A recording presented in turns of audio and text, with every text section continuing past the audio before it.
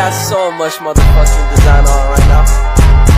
Bring it down, bring it back, make it clap. I got 3 old thoughts, new block, wear that thing.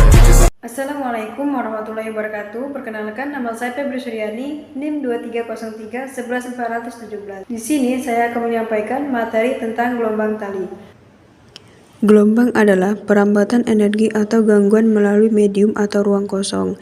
Gelombang dapat terjadi dalam berbagai bentuk, seperti gelombang suara, gelombang air, gelombang elektromagnetik, dan gelombang seismik. Gelombang memiliki beberapa karakteristik penting, termasuk panjang gelombang.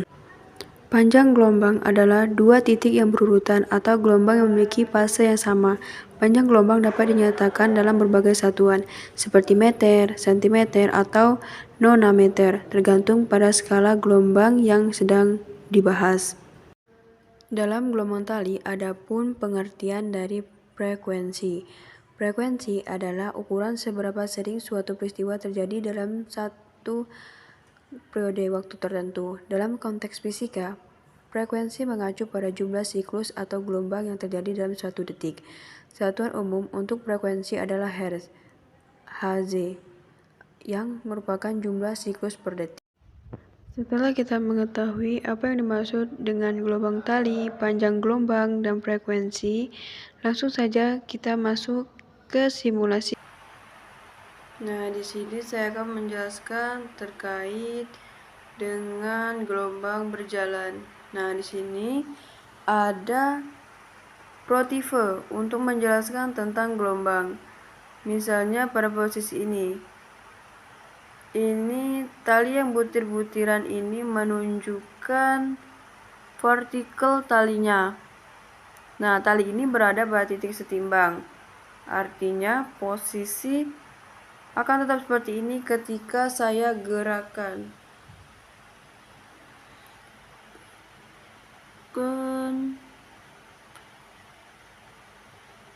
Gerakan pada berit pada salah satu ujungnya, maka di situ akan ini gerakan ini disebut dengan simbangan.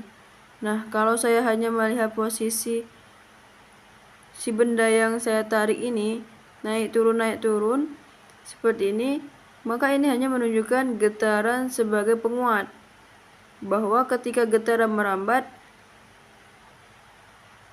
itu akan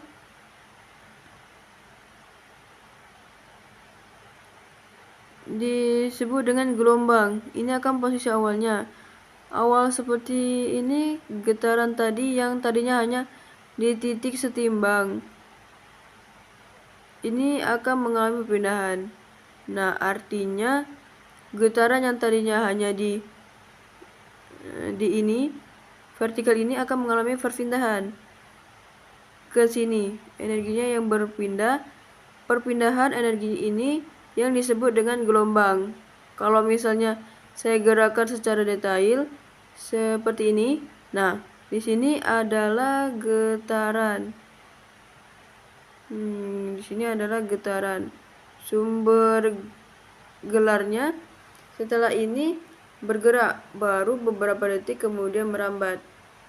Sampai di sini awal ketika dia belum bergerak belum ada gelombang, tapi ketika ini sudah sekian detik tergantung pada frekuensi dan periode gelombangnya. Yang bagian sini ini bergerak itu yang menunjukkan sebagai gelombang. Kalau ini simulasinya adalah gelombang transversal. Simulasi yang saya tunjukkan ini adalah simulasi transversal. Contoh gelombang berjalan, artinya dalam setiap satuan waktu gelombang sumber getarnya ini bergetar terus. Artinya energi yang berasal dari sumber getar ini akan tertransfer ke distribusi sampai berujung. Sampai tidak tahu ini di mana ujungnya ya. Dimana kalau ini tidak terendam. Nah, kita misalkan di sini ya, kalau rendamannya 0, artinya ketika ini sumber getarannya sampai jauh kita berikan, Misalnya asumsi ini adalah hambatan udara. Misalnya frekuensinya dan amplitudenya sama, tetapi gelombangnya tidak sampai ke sini. Amplitudo ketiga di jendela ini, amplitudenya semakin berkurang karena energi yang tertransfer dari sumber getar ini tidak sampai ke sini ya. Nah, tadi saya contohkan adalah hambatan udara. Kuatnya rekaman, maka gelombangnya jarak yang ditempuh gelombang juga akan semakin pendek karena energinya semakin lama akan semakin berkurang. Ini nanti teman-teman bisa mencoba ya.